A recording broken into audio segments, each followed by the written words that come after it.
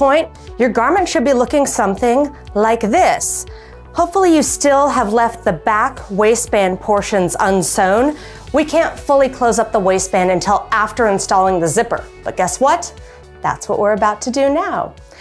Before I get into actually applying the zipper, we want to start this process off by simply finishing the raw edges of our center back seam allowances. So use the overlock or your zigzag stitch to run all the way down the edges of your center back seam. When you do so, you want to be sure that you have the facing completely unfolded. Don't have it folded down and sew the facing onto the center back. You want it flipped all the way up and acting as the beginning of the seam line as you do your finishing stitch. And when you come all the way down towards the bottom, you want to also have your back waistband unfolded as well, so that you'll go all the way down to the bottom of our pressed folded edge. If you're using an overlock for this, you want to be extra sure that you're also not trimming any measurable amount as you overlock.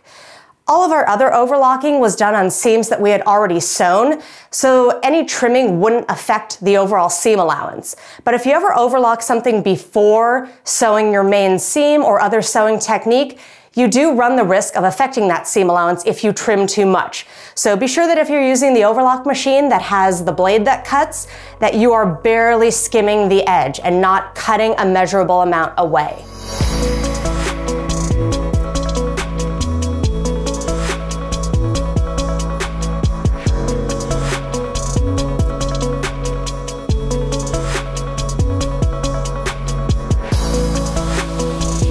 The style of zipper that we'll be sewing on our garment is usually referred to as an exposed zipper, simply because there's going to be a separation between where the two sides of fabric meet, and the teeth of the zipper will end up being visible or exposed in the center. So I chose a nice super glossy chrome teeth zipper. If you look at the pattern instructions, you'll see the size specifications for the zipper. This is called an M5 zipper, which has to do with the overall width of the teeth.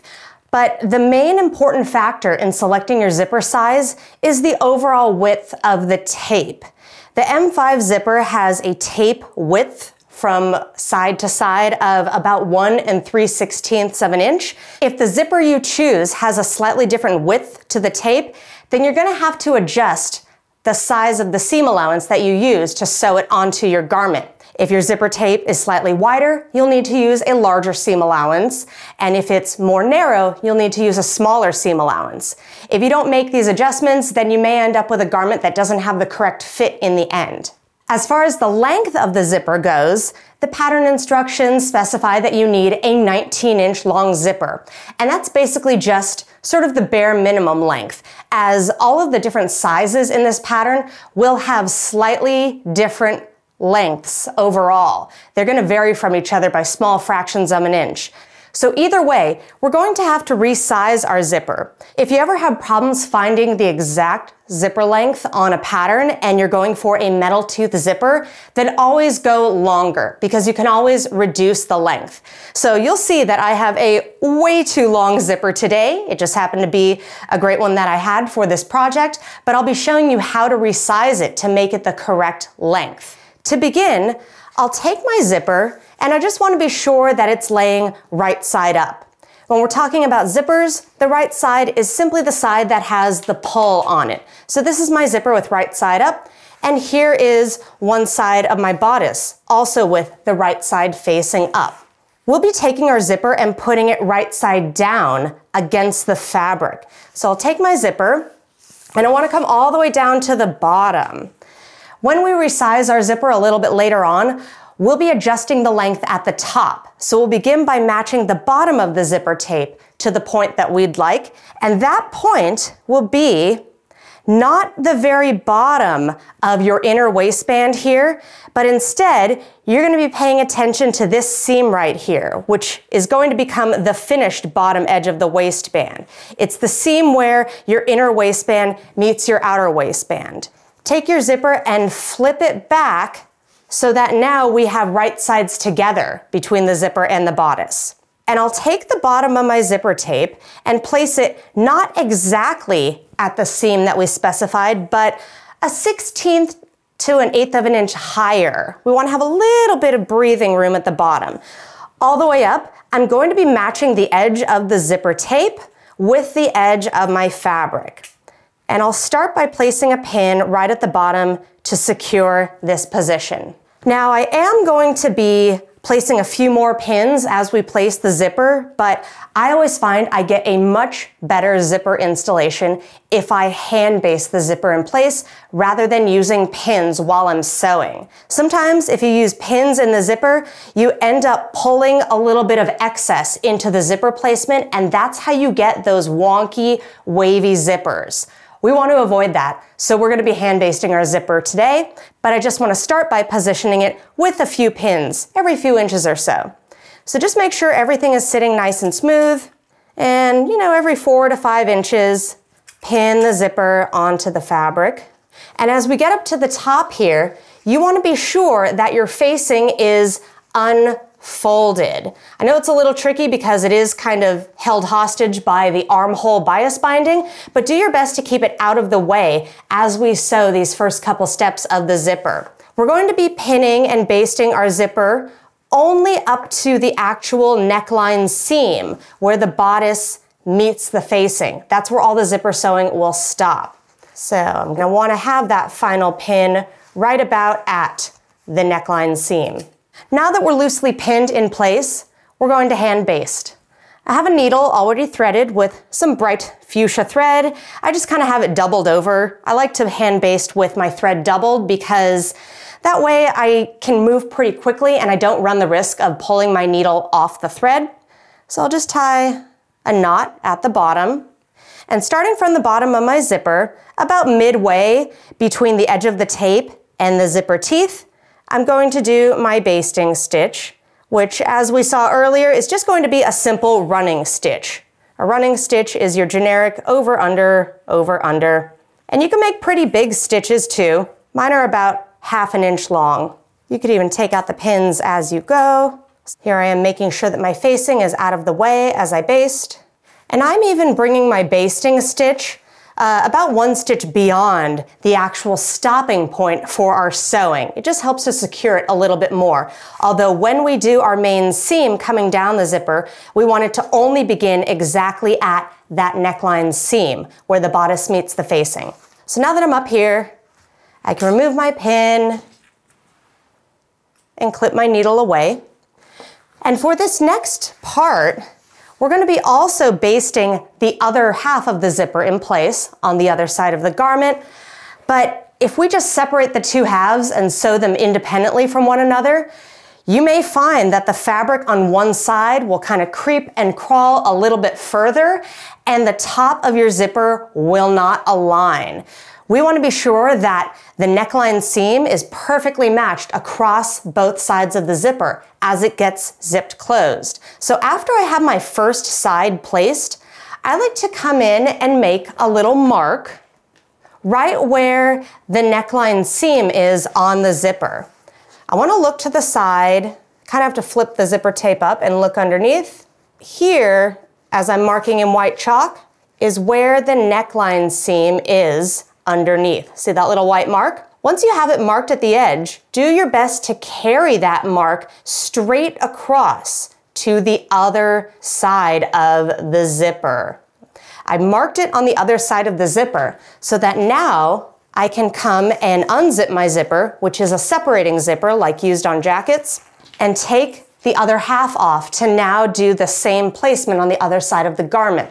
Here's my zipper, and see there's the pole. It's right side up. I want to flip it back so that it's right side down against the right side of the bodice. And since these poles kind of get in the way, I'm going to move it higher up than I need for the moment. I'll flip it backwards. And to begin, I want to make sure that I have the bottom of the tape positioned exactly the same as I do on the other side. So this looks about good. I left about a 1/16 of an inch. And here's my first pin. I'm going to rotate it just so it's a little bit easier to do this as a right-handed person. And now instead of pinning more, working my way up, After positioning the bottom of the zipper exactly where I want, I'll come all the way up here to the top to where my neckline seam is, and I want to look for the chalk mark that I made on my zipper right here. Match that exactly with the neckline seam and pin it in place.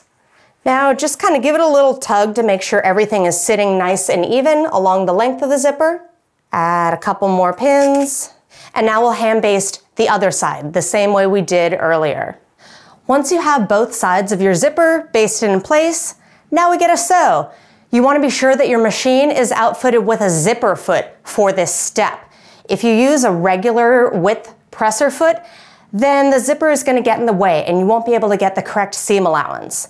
We'll be sewing our zipper with 3/8 of an inch seam allowance. And we want that sewing to begin at the very bottom of the zipper tape, go all the way up, and you want to be sure that you stop exactly at the neckline seam position where your marks are and have a nice strong backstitch at that point. Be sure you've switched over to a zipper foot for this next step. We'll be sewing the zipper at 3/8 of an inch seam allowance, but my machine's throat plate doesn't have a 3/8 indicator. So I'm just going to use a ruler to measure 3/8 to the right of the needle and mark that position with a Post-it note to use as a guide while I sew.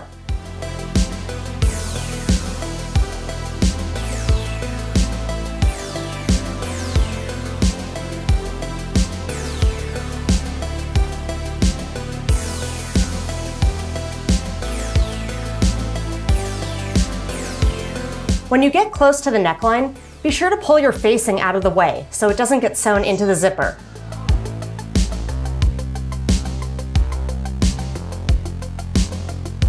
Once your zipper has been sewn in place, you can then go ahead and remove the basting threads, and then take your zipper and just zip it closed so we can check our work. This is a good way to confirm that you have the correct sides of the zipper where you want them to be, as well as checking to see that the bottom of the zipper is nicely matched, as in your waistband seam carries across smoothly. And we kind of want the same thing at the top where the neckline seam is. So we want to see that when the zipper is closed, your neckline seam looks nice and even going across. If there's any steps at either of these points, then you may want to go back and try resewing your zipper to get things lined up a little more nicely. Once you're sure that everything looks good though, we're ready to move on and start resizing our zipper. We're going to be removing the excess length at the top of the zipper. So while it's still zipped closed, you want to come up to the top where your neckline seam is. We're going to make a mark on the zipper tape 1/4 of an inch below the neckline seam.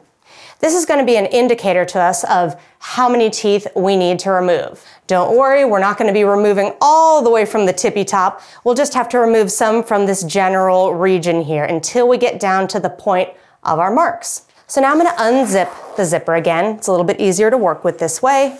And we're going to start by removing teeth from probably about an inch above the mark down to the mark itself. A really important thing that you should do before you remove a single tooth is be sure that you check the side that has the zipper pull. You want to be sure that your zipper pull is down at the bottom.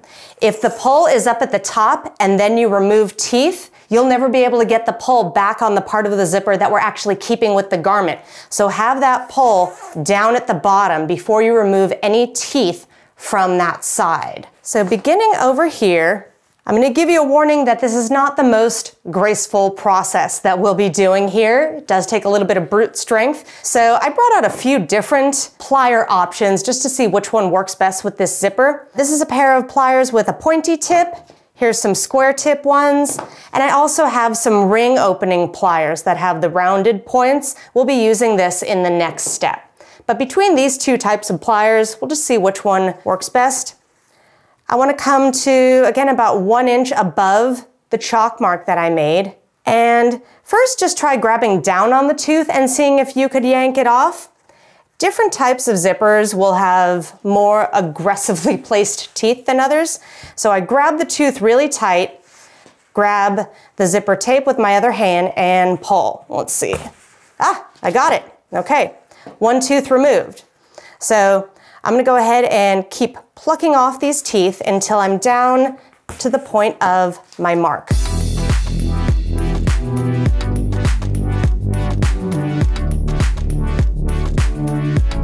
Next, we need to go up to the very top of the zipper and steal the little stopper up here at the top. This is what's gonna keep your zipper from wanting to go further than the top of the teeth when you zip it up. We need to remove this little metal piece, which is just kind of clamped down on the zipper tape, and bring it down to the new top of our zipper where we'll clamp it in place again. You wanna try to not start this by clamping down on the top of the zipper stopper, because otherwise you may actually just be clamping it tighter down onto the tape and making it harder or impossible to move. So this is a good one to try to come in sideways.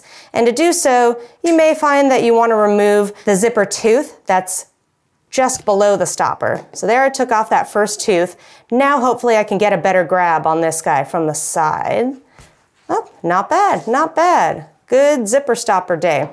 Okay, now you need to guard this with your life. Do not lose this piece. Once you have it, you can see that it's sort of a little U-shaped bend. This is where I'm gonna be using the ring opening pliers, and I wanna come in and get one of these positioned at the top of the U and squeeze down so that I can take that U and hopefully spread it open a little bit. This will make it easier to replace in the new position. So I just kind of pinch it between top and bottom. And that was the sound of me flinging my zipper stop to the other side of the room. Pause. Do not lose this piece. We're back, and believe it or not, the zipper stop has been relocated, so here it is. I'm gonna try a slightly different technique though, one that will hopefully not send it flying across the room again. I'm gonna come in with my just kind of pointy pliers, the ones that I was using to remove the teeth. And while it's sitting on the table, I want to see if I can just put this right in the middle and press down a little bit. I should press down while holding it. There, that actually worked. I got in there with my pliers just enough to sort of spread it open a bit. We just need it to be opened up enough to get around the zipper tape at the new position now. So I'm going to take that little piece and just kind of bring it in from the side, wiggle it in place. So you want it positioned just at the top of your last remaining zipper tooth and push it as deeply onto the zipper tape as it can go. And once it's positioned, just come in with your pliers and squeeze down real hard on top. There we go. Once you have the first side done, you're simply going to repeat this process for the other side of the zipper. But while we're still here looking at this one, let's go ahead and cut some of our excess zipper tape away. Once you see the position of the new zipper stop, measure 3/4 of an inch above it, and we're gonna cut the zipper tape away at that point. Once your zipper has been resized on both sides, then we can go ahead and come to the little bit of excess zipper tape at the top. We just want to fold that down and kind of out of the way and stitch it in place before we finalize our zipper. So I want to come to that little 3/4 of an inch excess and fold it towards me. You don't want to be folding this straight down because you don't want it to still be in the way of the teeth. So as you fold it down, you want to angle it out to the side. And you want to be sure that you see the fold is at or below the actual neckline seam here. You don't want your fold going above that seam line. I'll just use a single pin. Now I'll go ahead and pin the other one the same way. Once you have the two corners folded back and pinned, then you want to take it over to the sewing machine. Be sure you're still keeping your facing out of the way, and probably at about the same 3/8 of an inch seam allowance from the edge, come right over here and just stitch straight down with a little bit of an up and back. Go forward and reverse like twice, following the same stitch line that you used to sew the zipper in place, and that will secure it in this folded down position. This step is best done with your zipper foot still on, as well as your 3/8 of an inch guide. Next, we'll be closing up the top and bottom ends of our zippers by enclosing them with the facing at the neck and our inner waistband. I want to have my zipper in this position where it's still in the position in which we sewed it. Here's my waistband at the bottom, exactly at the seam at the bottom of the zipper, we want to take our inner waistband and fold it upwards so that we're bringing right sides together. We're bringing this up and around to the right side of the garment. And at the top here, we have already pre-pressed this 1/2 inch fold. So let's talk about where this fold needs to be positioned. It's looking like it wants to naturally land pretty close to the seam line right here that attaches the outer waistband to the bodice, but we don't want to perfectly match the fold with the seam. Instead, we want this fold to be positioned a tiny bit higher than the seam. We want the fold to be about 1/16 of an inch above that seam line, because this is going to set us up for the final stage of closing the waistband. So rather than having the fold at the seam, scoot it a little bit higher. And just in this position, you're going to pin this short section of the center back at the waistband. Now we're about to do the same thing at the top where our neckline facing is. It's going to be the exact same idea, but this is going to be a little bit more fiddly to handle and deal with just because of the tightness of our facing and how it gets sewn into the armhole. So if you do have problems positioning or sewing this portion of it, then you may want to choose to hand sew this closed instead. But I thought this would be a really nice clean finish that can be done all on the machine. So let's see. Here's my facing. I want to unfold it and bring it around. So I'm bringing the facing from the wrong side to the right side of the garment. And you want to try to keep the collar sort of out of the way. Bring it down right at the neckline seam, right at the top of the zipper. The goal is to match our overlocked edge with the edge of the zipper and pin this section of the seam. So I think I'm going to start by just getting a pin right at the top here. And once that's in place, it should be a little bit easier to just sort of walk the rest of it downward. Get out of there, collar. Pin once more, get the edges aligned, and put a final pin at the bottom edge of the facing. Okay, so it should look like this, which basically means it should look kind of like a hot mess, but it'll be great when we sew it, trust me. There we go, also a hot mess on this side. So now we're going to go over to the machine and stitch all 4 of these seams basically the exact same way. We'll be sewing at the same 3/8 of an inch seam allowance that we used for attaching the zipper. So if my zipper stitch line is right about here, imagine that you're trying to sew at that exact same position just over the areas in which we've folded everything back. And you want to be sure that you also secure everything with nice solid back stitches at the beginning and end of these short little seams.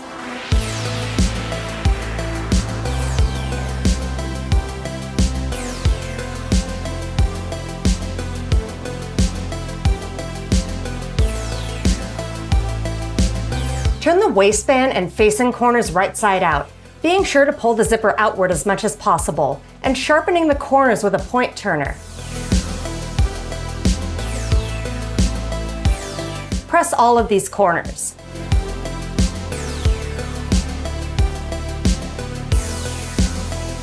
Then, while you're still at the iron, zip your garment closed and press over the top of the zipper, pulling the 2 sides of the bodice outward as much as possible so that you're creasing the fabric exactly at the stitch line.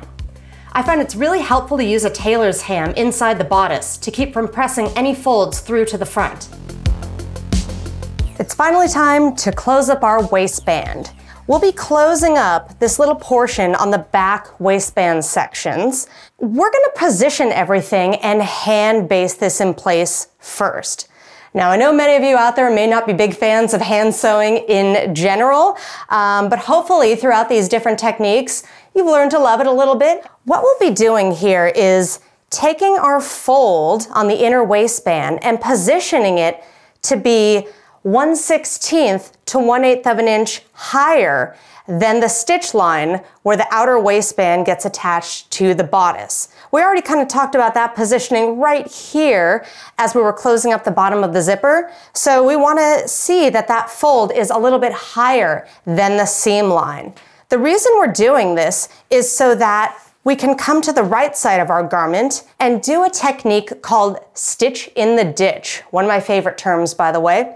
Stitch in the ditch is a nice, elegant, almost invisible looking finish from the outside, where we will be sewing exactly in the ditch, which in this case is right in the middle of this seam.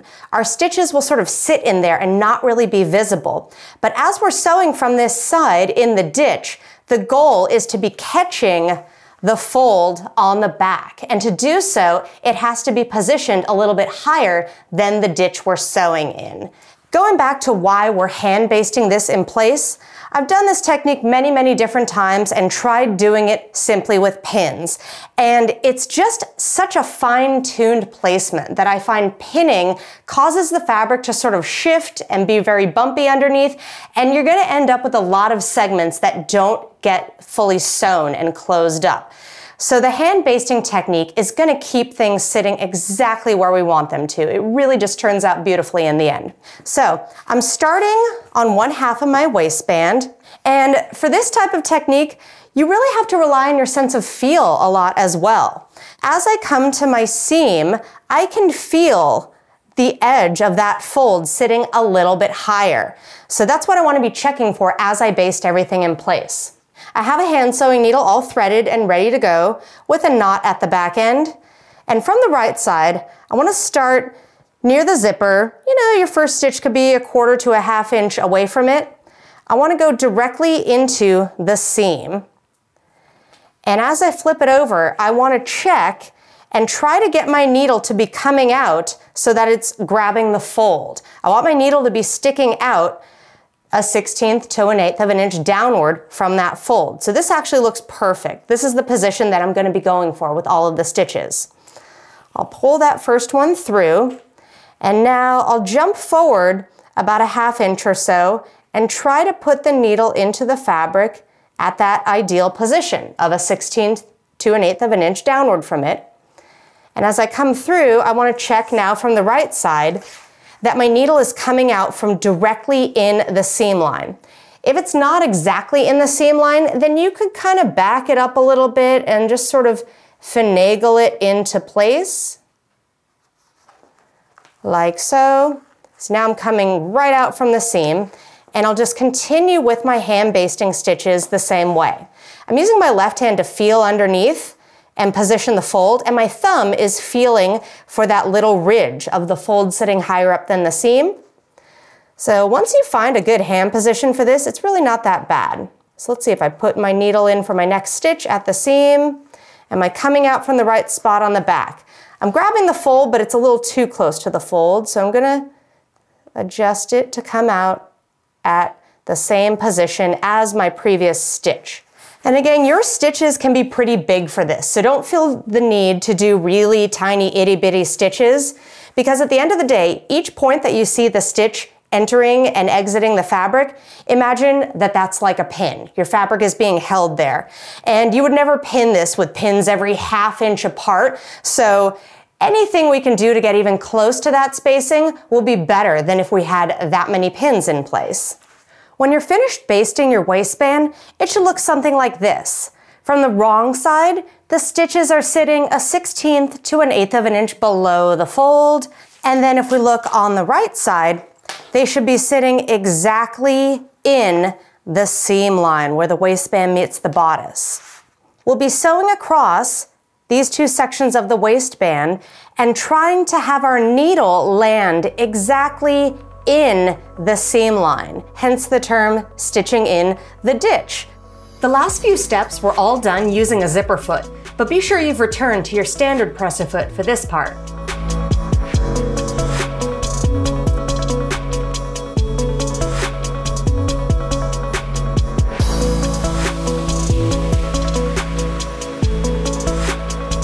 Once you've successfully stitched in the ditch, then you can go ahead and remove the basting threads. Their job is done. And we can move on to our final sewing step for this garment. It's a real fun and easy one. We're just gonna be top stitching our zipper on both sides. We're kind of doing this just to keep the zipper from trying to unfold when the garment's being worn. So you wanna keep the zipper in this position. You'll be sewing from the right side of the garment, and you'll want to sew 1/4 of an inch away from the seam line where the fabric meets the zipper, Begin at the neckline and top stitch all the way down to the seam line for the waistband. I recommend stopping at this point rather than going all the way to the bottom because the waistband does get to be a little thick and I find you end up with not as clean of a finish at this bottom edge. So it's kind of nicer to end your top stitch row right at the waistband seam and finish with an elegant little back stitch. After top stitching, you should now have a lovely, fully finished exposed zipper as so. If you created your garment today with the waistband style B, which is the smooth, continuous waistband without hardware, then guess what? You are totally finished. But waistband style A people, we still have a little bit of unfinished business to attend to. We're going to be applying the hardware to these belt tips on our waistband. Hopefully some of your tailor tacks hung in there because we're going to be using them as placement for punching the holes that these snaps will sit in. There's a few different styles of hole punch tools that are available for you to use. They're usually used for a lot of leather working projects. I'll be using a single hole punch today with a hammer. If you're using this same type of punch, you want to be sure that you're doing this on a surface that cannot be damaged, like a self-healing cutting mat. So definitely don't perform this on your dining room table because the little hole punch actually has a circle-shaped blade that does the cutting, and it can damage surfaces that are underneath. I want to look for my tailor tack locations. There should be 4 on each half of the waistband. And we just need to look at the point at which they enter the fabric. I'll take my hole punch and I want to center the punch right on the tailor tack point. Give it a couple taps with the hammer. And it should remove a small little circle of fabric from your waistband. And I'll continue with the same process at all of the tailor tack points.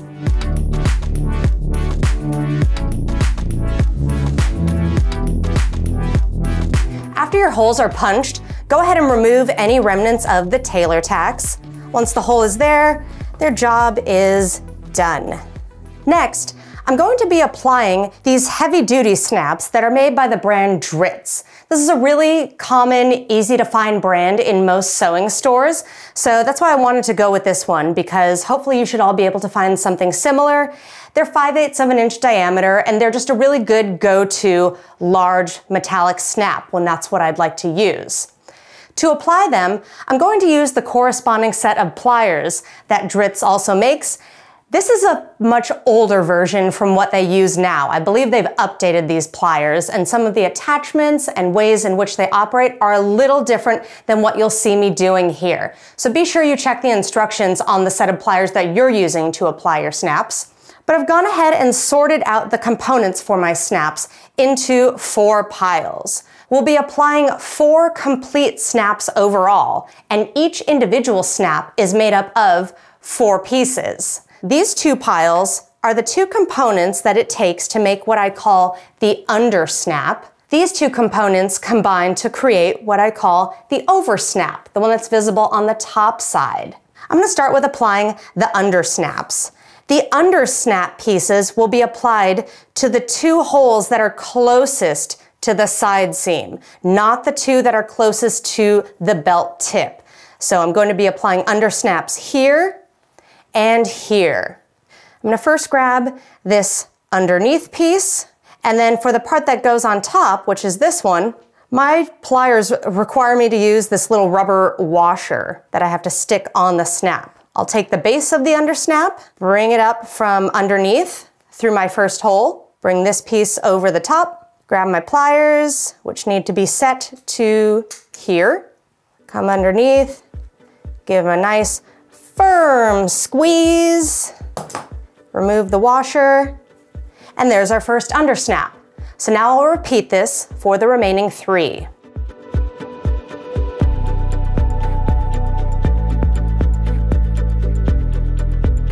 Under snaps are complete. Now for the over snap, I have to change my attachment system. And as we look at the 2 pieces that make up the upper snap, This one is the part that will come down and actually do the snapping onto the under snap. And then this one with the smooth finish, this is what we ultimately want to see on the outside of everything. And the way we're going to be applying our upper snaps is a little bit backwards from what you may expect. I don't want my upper snaps to come in and finish like this with my topper sitting on top of everything. I need to do it in the opposite direction because for this style of waistband, we are setting up our snaps so that this end of the belt will come through our rectangle ring and it will close on top of the snaps in this direction. So I actually want the smooth topper piece to be on the underside of the waistband as I apply them. So I'm going to take that topper and bring it in from underneath. Place the other component on top, grab my pliers, and squeeze. And that's what it should look like on the back side of the waistband. And now I'll repeat for the 3 remaining snaps.